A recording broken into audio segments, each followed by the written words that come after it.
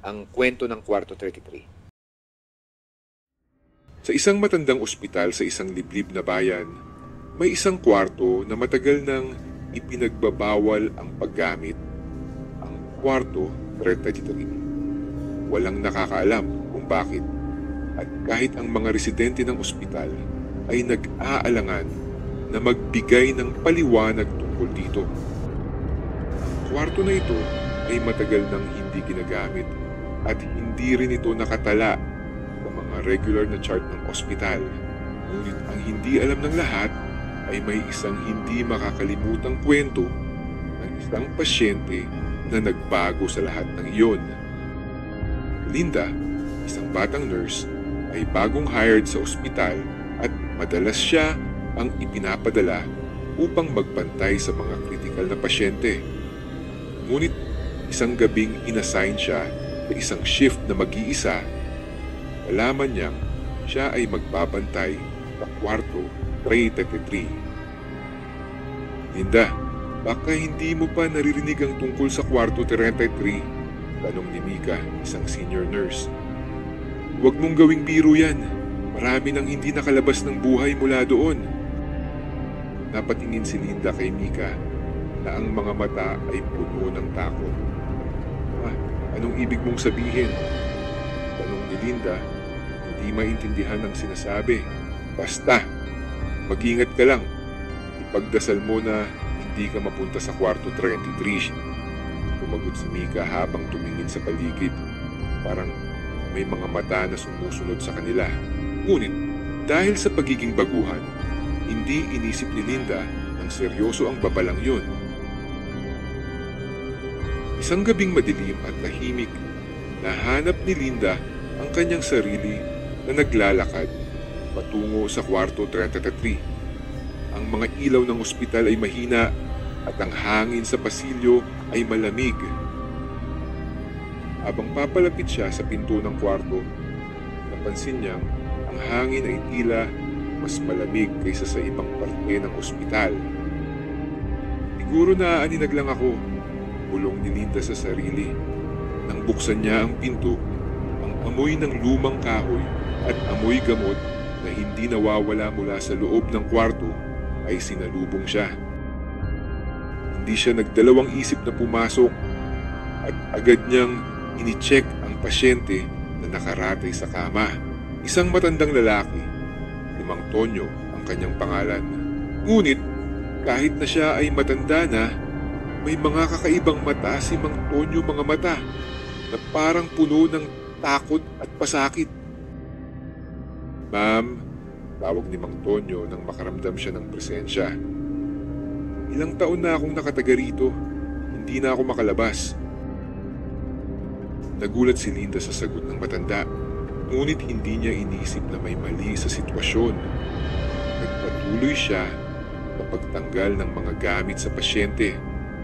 Ngunit isang malamig na tinig ang nagbulong sa kanyang tenga. Hindi mo ba alam, Linda? Wala nang makakalabas mula sa Kwarto 33. Dahil sa takot, napalingon siya kay Mang Tonyo.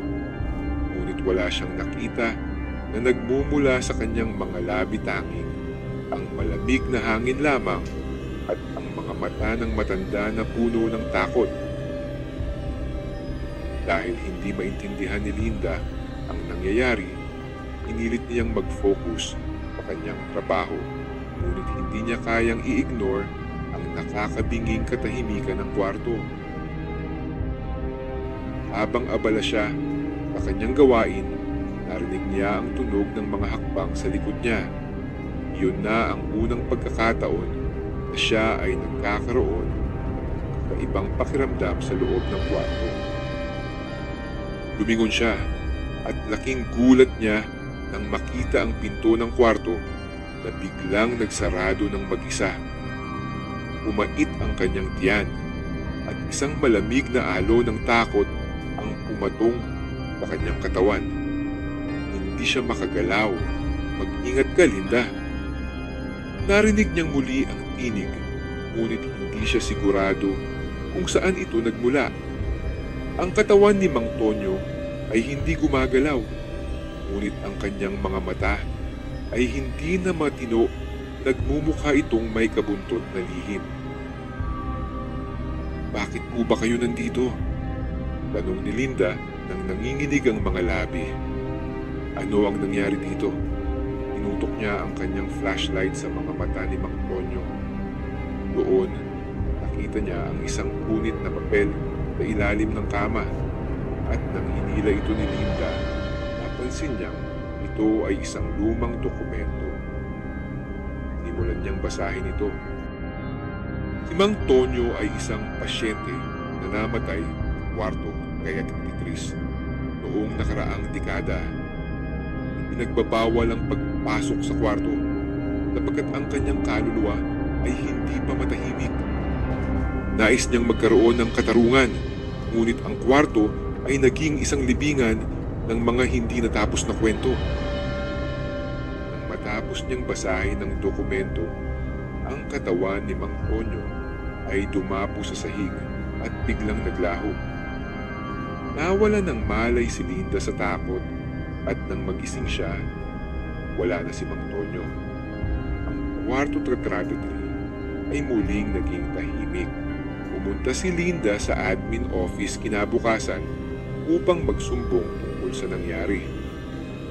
Nang tanungin niya si Mika, ang senior nurse, tungkol kay Mang Tonyo, natuklasan niyang hindi na ito nakalista sa mga pasyente ng ospital, wala ni isang record ng matandang lalaki. Lumingon si Mika at tinitigan si Linda. "Yan ang kwento ng kwarto 33. Kung ikaw ay may tapang pa, ipagpatuloy mo. Ngunit tandaan mo, walang nakakabasag sa sumpa ng kwarto 22. Ang mga kaluluwa ng mga pasyente na hindi natapos ang kwento ay maghihintay sa iyo doon hanggang sa ikaw na ang mapuno ng takot."